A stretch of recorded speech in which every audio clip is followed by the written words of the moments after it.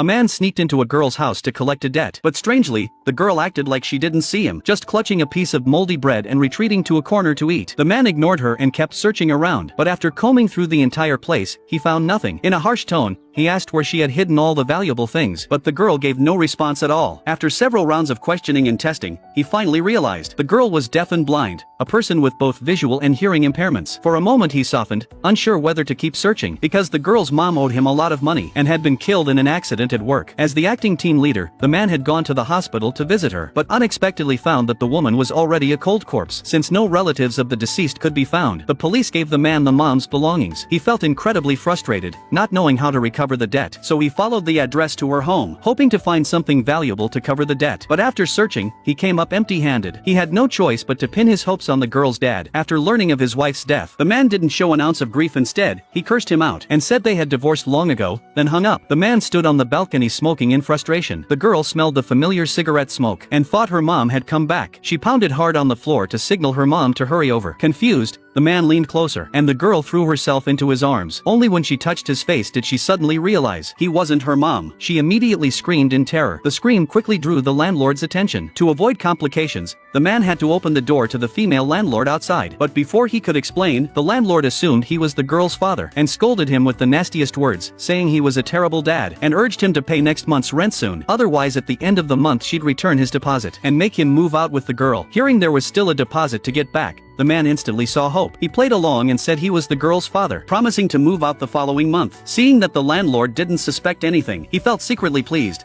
thinking the deposit was as good as his. Unexpectedly, when he got back to his place, his luggage had already been thrown out because he couldn't afford to renew the lease. His first thought was to temporarily stay at the girl's house until he got the deposit in a month, then find a new place to rent. The girl felt the leather shoes by the door and knew they weren't her mom's. It meant that man was back again. Terrified, she grabbed a piece of bread and hid in the corner to eat. Perhaps out of pity, the man ordered 2 servings of jajang noodles and handed one to the girl. Smelling the aroma, the girl swallowed hard many times, but in the end didn't take a single bite. In her mind, this man was still dangerous. To ease the girl's fears, he deliberately hid the shoes by the door so she'd think he'd left, then threw away all the moldy bread. But when the girl couldn't find bread on the table, her emotions collapsed and she broke into tears. The man quickly brought the jajang noodles, signaling they were better, but the girl swatted them away. Finally losing patience, he vented his anger in the nastiest words. But seeing the girl cry, he couldn't help but soften and went to buy fresh bread for her. When she smelled the fresh bread, the girl suddenly sensed that maybe the man wasn't so bad. Following the scent of the noodles, she came to him and without ceremony scooped up the noodles with her hands and ate. Though annoyed, the man let her have the noodles and ate bread himself to fill up. From then on,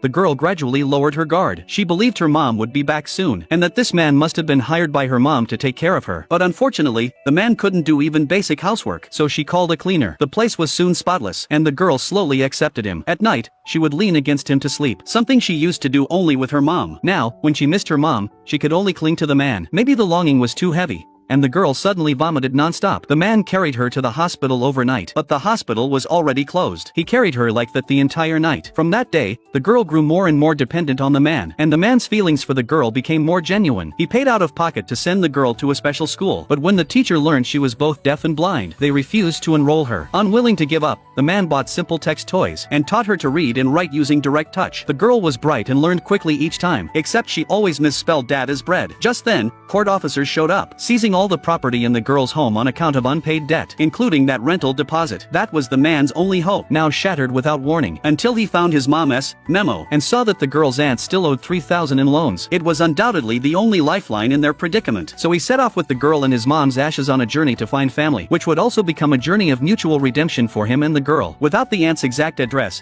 he could only ask around, but days passed with no results. Their dry food supply slowly ran out. With no money left, he stole a watermelon from a melon shed when no one was around. He thought he'd pulled it off perfectly, not knowing it had been captured clearly on camera. It was the first time the girl had ever eaten watermelon. The man spit the seeds into her palm, signaling that the seeds shouldn't be eaten, but the girl playfully spat them onto his face. In the afternoon, rain began to fall. Exhausted, the man just wanted to rest in the car, but the girl kept pestering him to go out and play. Unable to resist, he agreed reluctantly. The cool breeze by the river, the refreshing raindrops, the earthy fragrance mixed with the freshness of grass. These beauties of nature shone shone like a beam of light into the girl's dark world, and subtly changed the man's heart. He would use every trick to amuse the girl, gently take her hand, let her sense what things looked like, and patiently teach her to write their names in his palm. Meanwhile, the melon field owner had tracked them down. Faced with solid evidence, the man had no way to refute it. Unable to pay, he worked off the debt with physical labor in the shed. Seeing his diligence, the woman didn't dwell on the theft, and even invited them to share a meal. The girl chewed her food thoroughly, then spit some out and held it to the man's mouth. Not understanding, he rejected it with disgust. An old man nearby explained that was a child's way of showing love. Only people they truly cherish would share what they think is delicious. Hearing that, the man fell silent. Growing up,